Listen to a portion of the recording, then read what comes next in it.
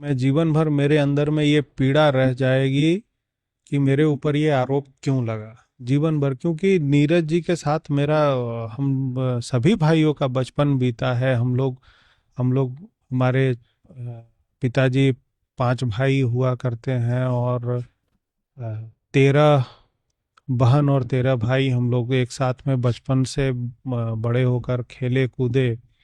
और इस प्रकार का ऐसी परिस्थिति में, चूंकि ये घटना ये ये घटना सबसे बड़ी बात है कि ये सूरजदेव सिंह के परिवार में ये घटना घटी थी। मेरे लिए पीड़ा तब और ज्यादा गहरा हो गया और ये आजीवन रहेगा कि ये आरोप मुझ पर क्यों लगा। झारखंड उच्च न्यायालय में 2019 में मैंने एक रिट पिटीशन डाला था, जिसकी सुनवाई 2023 में अंतिम चली थी। और पूरे धनबाद में इस परिवार से, या नीरज जी के परिवार से कहिए, या पूरे कोयलांचल से कहिए, पूरे झारखंड से कहिए, एक लौता सिंगल आदमी हम थे जो झारखंड उच्च न्यायालय में दरवाजा खटखटाए थे कि इस नीरज सिंह हत्याकांड में सीबीआई जांच होनी चाहिए। नीरज सिंह हत्याकांड मामले में पूरी तरह से बरी होने के बाद संजीव सिंह तकरीबन 8.5 वर्षों के बाद आज पहली दफा मीडिया से रूबरू हुए हैं। उन्होंने जो बातें कही हैं, न सिर्फ अपने परिवार के संबंध में, भविष्य में उनके परिवार की तरफ से जो कोयलांचल के लिए किया जाना है, मजदूर राजनीति के लिए जो किया जाना है, इन तमाम चीज़ों के लिए जो बातें कही हैं, साथ ही निगम चुनाव को लेकर जो बातें कही हैं, नीरज सिंह हत्याकांड के संबंध में जो बातें कही हैं, उन तमाम चीज़ों से हम आपको रूबरू कराते हैं। क्या कुछ कहा है संजीव सिंह ने, सुनाते हैं हम आप। देखिए, एक लंबे अंतराल के बाद सब लोगों से मुलाकात हो रही थी, मीडिया के साथियों से, भाइयों से नहीं मुलाकात हो पा रही थी। इसके लिए व्यक्तिगत तौर पर एक मुलाकात के लिए आज आज सभी लोगों से ये कहा गया कि भाई, आप लोगों से एक लंबे समय में बातचीत नहीं हुई है, क्योंकि सबका कहीं ना कहीं सहयोग रहा है। और इस पर रागिनी जी जब राजनीतिक क्षेत्र में थी तब से लेकर आज तक एक सहयोग रहा। इसके लिए सभी से मुलाकात के लिए आज का दिन तय किया गया था। और चूंकि बहुत लंबे समय से सबसे परिचय होना और बात होना, कुछ नए चेहरे कुछ पुराने चेहरे, इसलिए एक आज का समय एक रखा गया। बिल्कुल। पिछली बार 8.5 साल पहले जब आप आत्मसमर्पण करने जा रहे थे, उस समय आप लोगों ने, आपने जो प्रेस कॉन्फ्रेंस किया था, उसमें कहा था कि ये आरोप मेरे ऊपर कैसे लगा, ये मुझे खुद नहीं पता, और मैं जा रहा हूँ, पुलिस की जो पूछताछ है उसमें मैं सहयोग करूंगा। उसके बाद आपको गिरफ्तार कर लिया गया।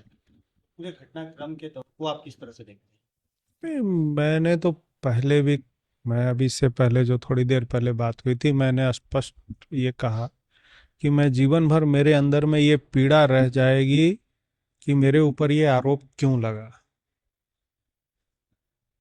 जीवन भर, क्योंकि नीरज जी के साथ मेरा सभी भाइयों का बचपन बीता है। हम लोग हमारे पिताजी 5 भाई हुआ करते हैं और 13 बहन और 13 भाई। हम लोग एक साथ में बचपन से बड़े होकर खेले कूदे। और इस प्रकार का ऐसी परिस्थिति में, चूंकि ये घटना ये ये घटना सबसे बड़ी बात है कि ये सूरजदेव सिंह के परिवार में ये घटना घटी थी। और ये चिंता का विषय था उस समय के लिए, लेकिन मेरे लिए पीड़ा तब और ज्यादा गहरा हो गया और ये आजीवन रहेगा कि ये आरोप मुझ पर क्यों लगा। हैं?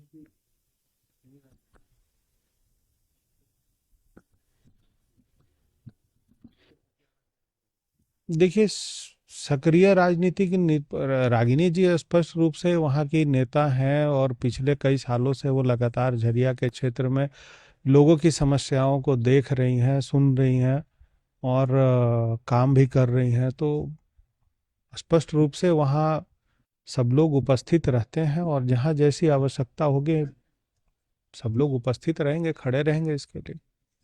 आप लोकसभा की राजनीति में आप कदम रखेंगे या फिर थोड़ा सक्रिय हो जाएंगे, ऐसा माना जा सकता राजनीति की परिभाषा क्या है ये समझना होगा सबसे पहले।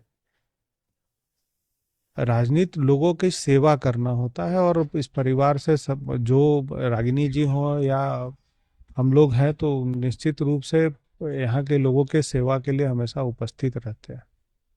है?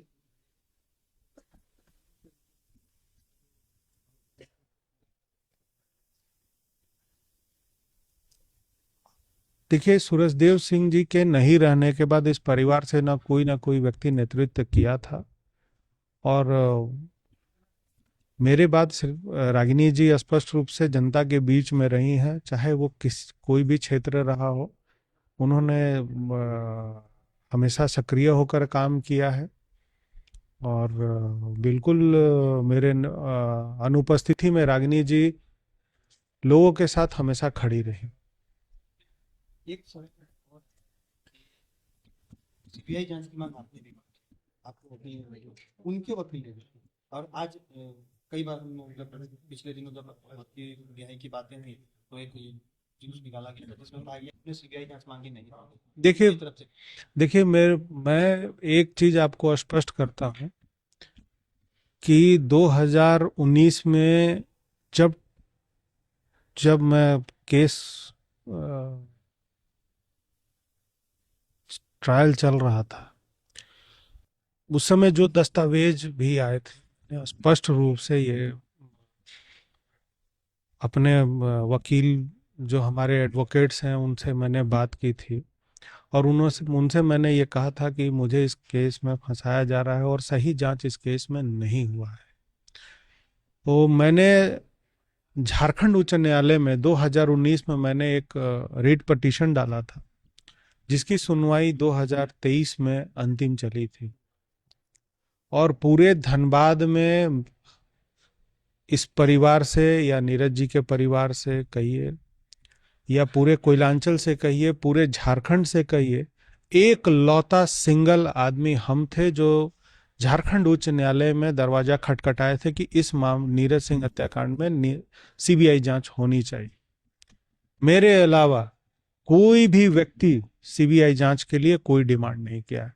अखबार में किया होगा, लोकतांत्रिक तरीके से जरूर कोई किया होगा, लेकिन जो प्रक्रिया होती है उस प्रक्रिया को कोई करने का प्रयास नहीं किया। मैंने जब 2023 में मेरे स्वास्थ्य बहुत खराब थी, मैं उस समय शायद अस्पताल में था और राज्य सरकार से उस समय उच्च न्यायालय ने एक रिपोर्ट मांगा था कि आप इस पर क्या चाहते हैं, क्योंकि हम लोगों ने राज्य सरकार और सीबीआई को भी पार्टी बनाया था इस केस में।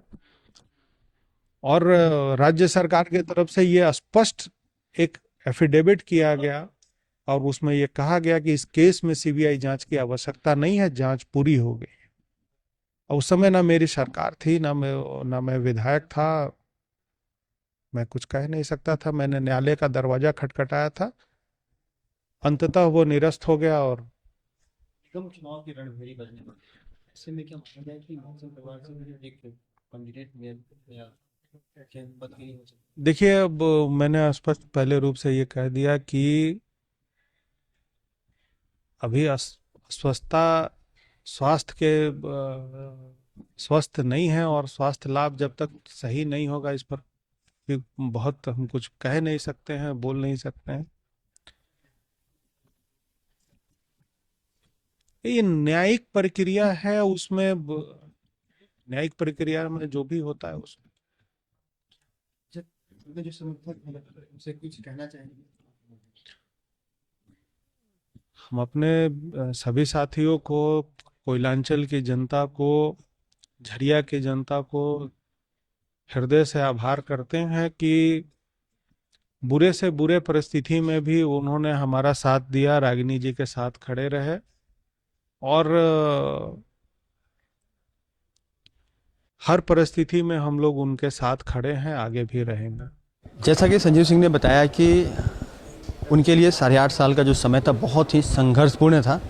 इस दौरान रागिनी सिंह ने उनकी विरासत को न सिर्फ संभाला बल्कि उन्होंने ऐसा काम किया कि जनता के दिलों में बसी और अंततः वो झरिया की विधायक बनी। साथ ही उन्होंने यह भी बताया कि किस तरह से नीरज सिंह हत्याकांड मामले में उनका नाम आया, यह उनके लिए जीवन भर के लिए एक पीड़ादायक सब्जेक्ट रहेगा। हालांकि उन्होंने ही अपने स्तर से 2019 के बाद सीबीआई जांच की मांग की थी, लेकिन राज्य सरकार की तरफ से वह जांच नहीं कराई गई। कहा गया कि जांच पूरी हो चुकी है, इसमें जांच की आवश्यकता नहीं है। इसके साथ ही उन्होंने यह भी बताया है कि आने वाले वक्त में निगम चुनाव के दौरान उनके परिवार की क्या कुछ रणनीति रहेगी, इस पर वो बाद में निर्णय लेंगे। साथ ही इतना ज़रूर कहा है कि पूरे कोयलांचल की जो जनता है, जिस तरह से उन्हें पिछले 8.5 वर्षों तक का जो स्नेह मिला, जिस तरह से रिहाई के वक्त जो प्यार दिखा लोगों के लिए, उसके लिए उन्होंने धन्यवाद किया है। एक बात और है कि मजदूर राजनीति में परिवार पूर्व की तरह आगे बढ़ता रहेगा और आने वाले वक्त में कुछ नई जो जिम्मेवारियां मिलेंगी उसको निभाने का काम किया जाएगा। लगातार आप हमारे साथ बने रहें, किस तरह के अपडेट आते हैं उससे भी हम आपको रूबरू कराएंगे। सहयोगी रोशन के साथ राजकुमार जायसवाल, 11 स्कोप्स, धनबाद।